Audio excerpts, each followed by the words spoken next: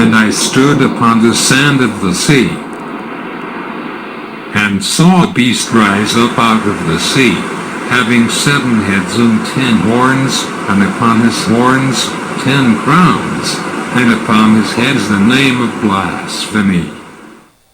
And the beast which I saw was like unto a leopard, and his feet were as the feet of a bear, and his mouth as the mouth of a lion.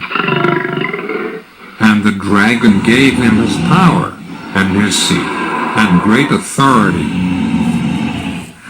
And I saw one of his heads as it were wounded to death, and his deadly wound was healed.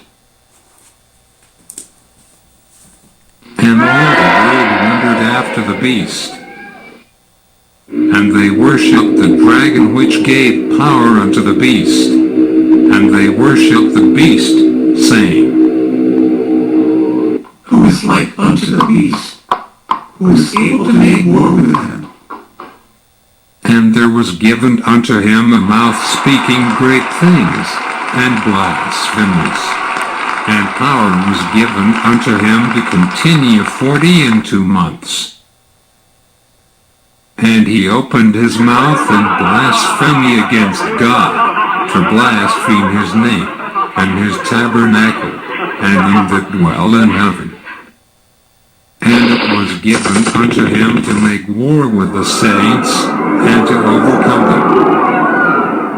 And power was given him over all kindreds, and tongues, and nations. And all that dwell upon the earth shall worship him, whose names are not written in the book of life of the Lamb, slain from the foundation of the world.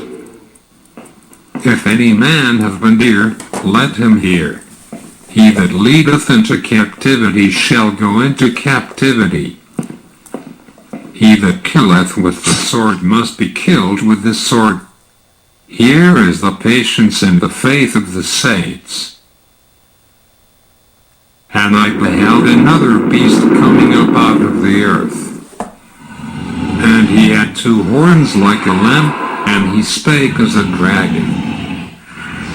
And he exerciseth all the power of the first beast before him, and causeth the earth, and them which dwell therein, to worship the first beast, whose deadly wound was healed.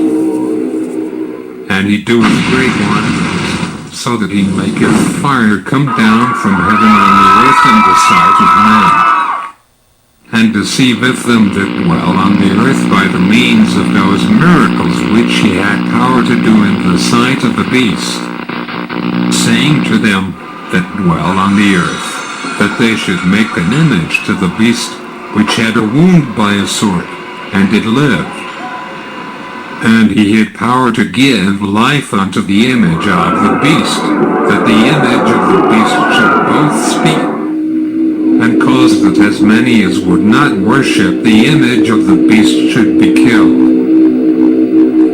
And he caused all, both small and great, rich and poor, free and bond, to receive a mark in their right hand, or in their foreheads, and that no man might buy or sell, save he had that mark, or the name of the beast, or the number of his name.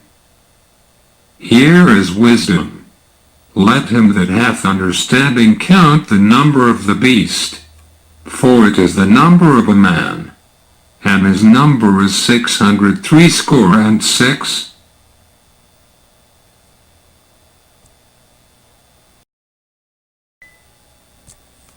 Couple of things. First off, the 7 heads represent 7 kingdoms throughout time.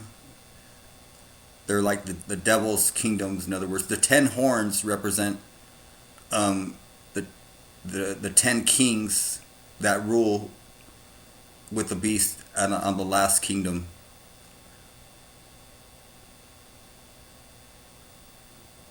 And when it says a feet like unto a leopard, it's going back to, like, I think it's Daniel 6 and 7, talking about the empires of Greece, and the bear represented Medo-Persia, and the mouth of a lion, which represented Babylon. I think that's meaning that the beast is encompassing all of the past kingdoms into one. Maybe I could be wrong, like when I'm doing things, discussing eschatology, prophecy, like all of what I'm bringing forth right here is not like, I'm not saying this is 100% the doctrine, you got to go with it. I'm saying this is what I've learned, and this is what, this is what I believe God has shown me, and through study and prayer and all these things, study, prayer, even praying for exact revelation and understanding of, to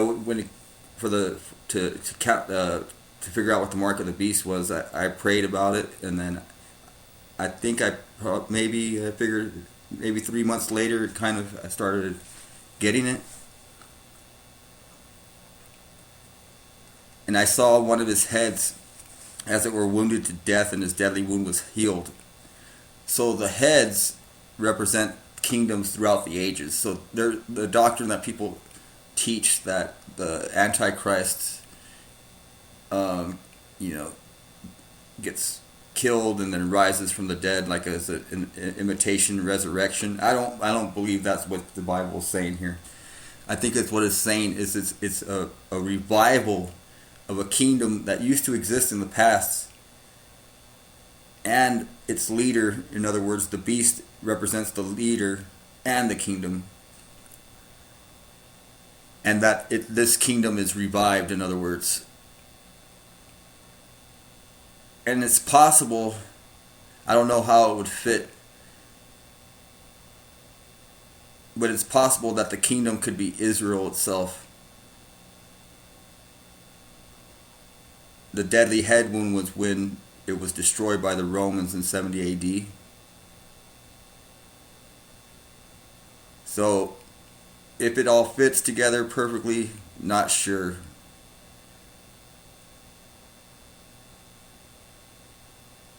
And they worship the dragon which gave power unto the beast, and they worship the beast, saying, who is like unto the beast, and who is able to make war with him?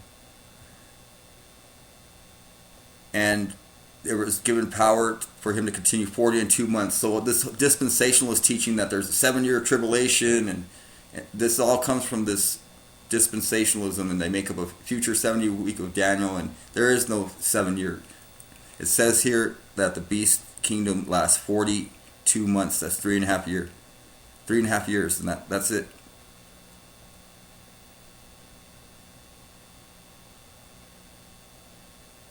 And this is an interesting, he that killed with the sword. So it's telling the Christians, like, we don't take the sword, he that kills with the sword must be killed with the sword, Live by the sword, die by the sword. Here's the patience and faith of the saints. So here's more verses that refute eternal security. You have to continue in faith, even though through all this persecution, you continue in faith, even though there's the beast kingdom and they're killing Christians and the mark of the beast and so forth. And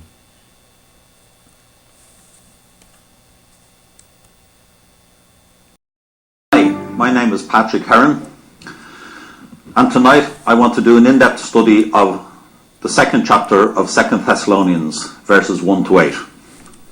This is regarding what many people call the apostasy, or the falling away of the church.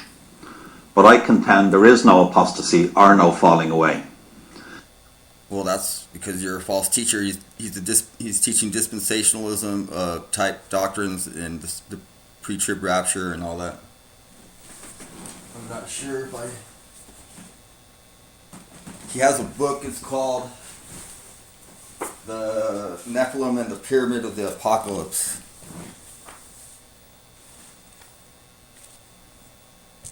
Before we start into this study, I'd like to quote Proverbs chapter 25 verse 2, which says, "It is the glory of God to conceal a thing, but the honor of kings is to search out a matter." So it's the glory of God to conceal a thing, but it's our honor to search out a matter. So what we're going to do is search out this matter to see exactly what the Word of God says with regard to this prophecy, the study of this prophecy in 2 Thessalonians chapter 2. Furthermore, in Amos 3:7, we're told, Surely the Lord God will do no mysteries and secrets that have been hidden together as the rapture of the church. And by the way, the word rapture is used in the Bible in the Latin translation of the Vulgate.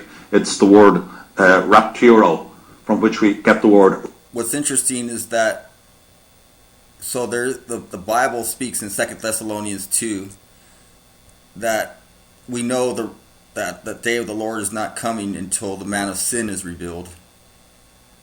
So we know the rapture isn't happening tomorrow, or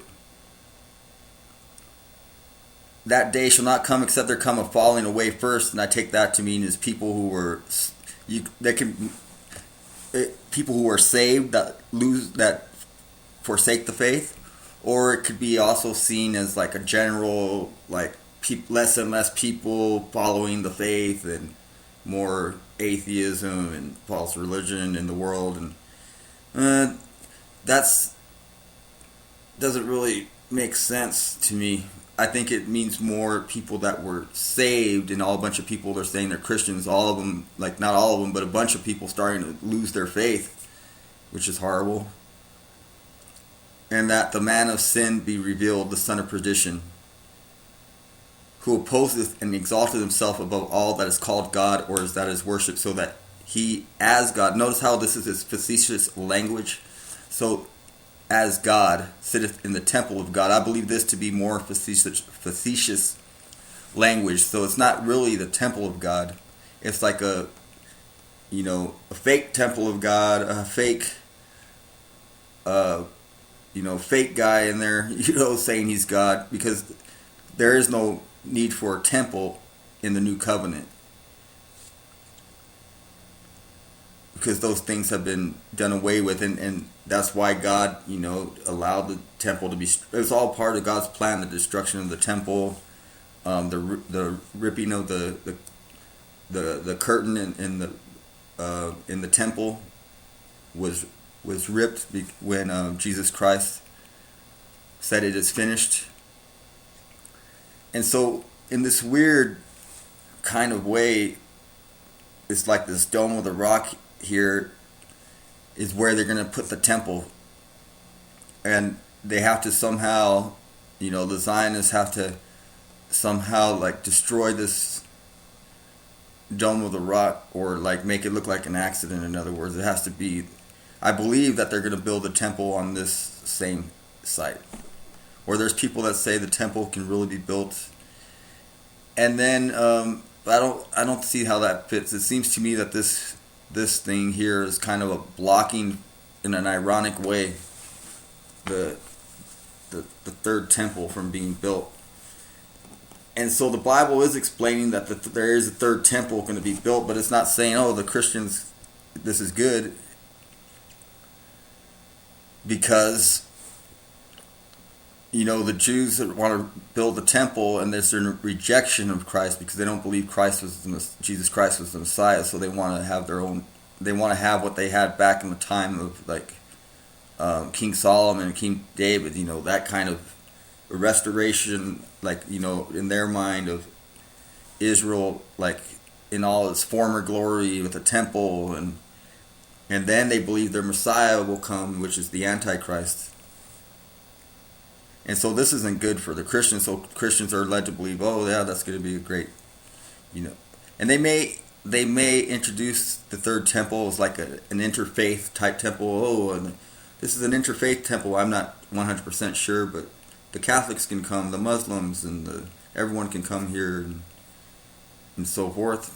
But maybe there's not a lot of reason to believe that. Maybe I got that wrong idea from someone else.